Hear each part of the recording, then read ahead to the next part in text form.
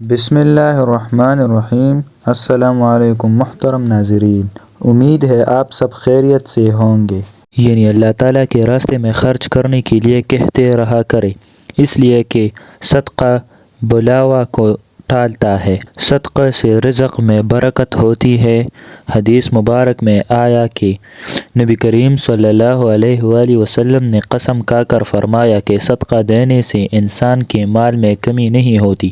اب بتائے کہ اللہ تعالیٰ کے محبوب ویسے ہی کہہ دیتے تو کافی تھا، لیکن صادق و امین نے قسم کھا کر فرما دیا کہ صدقہ دینے سے آدمی کے مال میں کمی نہیں آتی۔ اس لیے اپنے خاوند کو اس صدقے کے بارے میں وقتاً فوقتاً کہتے رہے۔ کبھی وہ پریشان حال ہو تو مشورہ دے کہ کچھ صدقہ ادا کرے۔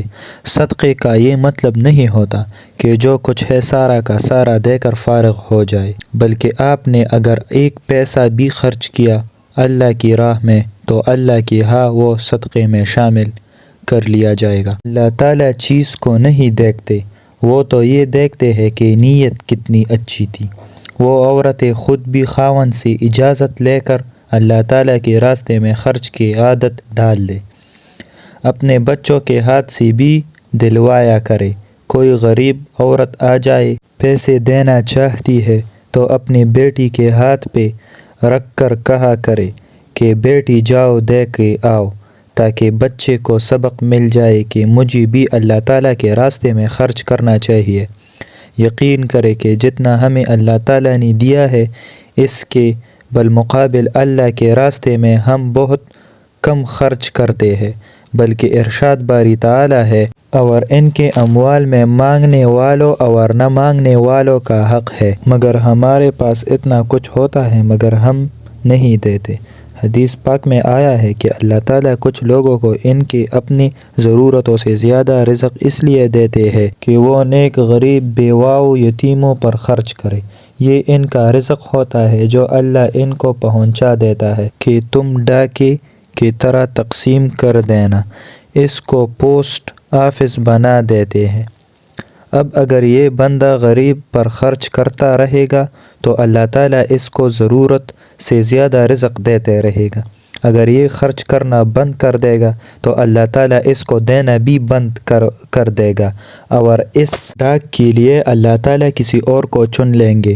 چنانچہ ہم نے دیکھا کہ بعض لوگوں کے کاروبار بلین اور ٹریلین میں ہوتے ہیں، پھر ایسے بات ہوتے ہیں کہ کوئی معاشی بحران آتا ہے اور سارا کچھ ان کا ڈوب جاتا ہے، اور پھر پوٹی کوڑی کو ترستے ہیں، کہتے ہیں کہ حضرت پتہ نہیں لاکھوں لوگوں سے لینے تھے، آج لاکھوں دینے ہیں۔ وجہ کیا ہوتی ہے کہ وہ سب کچھ ان کا اپنا نہیں ہوتا، اللہ نے ان کو دیا تھا کہ یہ امین بن کر بندوں تک پہنچا دے۔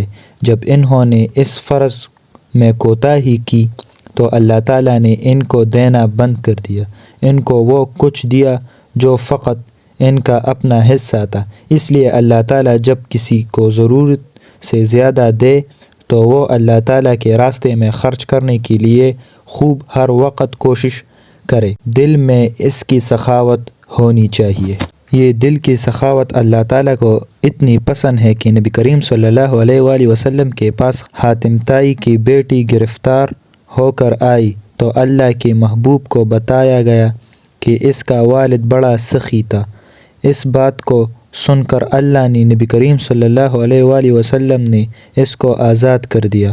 وہ کہنے لگی، میں اکیلی ہوں، کیسے جاؤں؟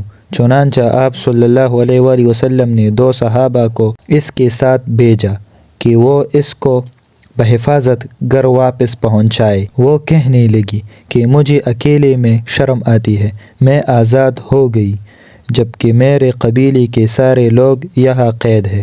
نبی کریم صلی اللہ علیہ وآلہ وسلم نے بچی کی بات پر قبیلے کے سارے لوگوں کو معاف فرما دیا۔ سخاوت اللہ تعالیٰ کو اور اللہ کے محبوب کو اتنی پسند ہے۔ اگر آپ کو یہ ویڈیو پسند آئی ہو تو ہمارے چینل کو سبسکرائب کریں اور ویڈیو کو لائک کریں۔